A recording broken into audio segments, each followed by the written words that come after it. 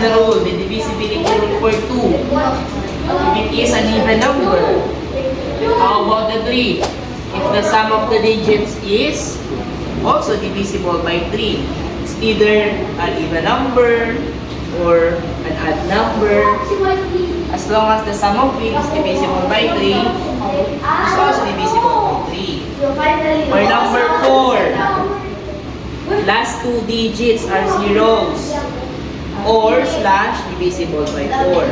Kapag hindi nyo nakita yung last 2 digits ng 0, dapat divisible by 4 siya.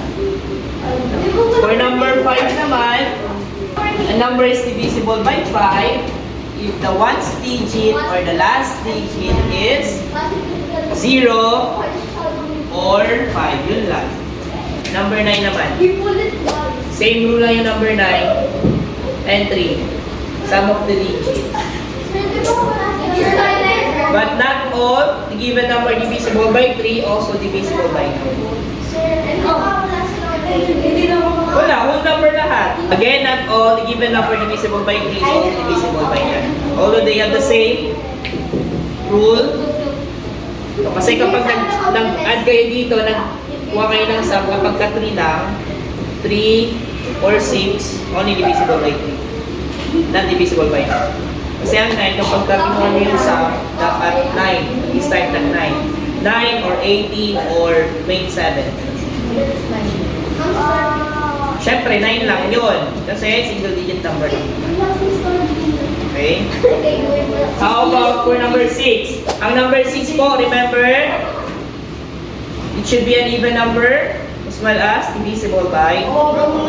The given number is not an even number, but divisible by 3. So it is not divisible by 6. Dalawa kasi dapat. So 6. Kailangan even number, also divisible by 3. Pagka odd number, and then divisible by 3 lang, hindi na siya divisible by 6. Tandaan. Dalawa kasi. Bawal. Iba yung rule sa 9 compare sa 6.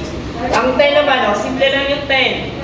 Pag nag-end or the number is divisible by 10 if the ones digit is 0. Okay? 0 lang. Kapag ka 5, 0 or 5, divisible by 5. Okay?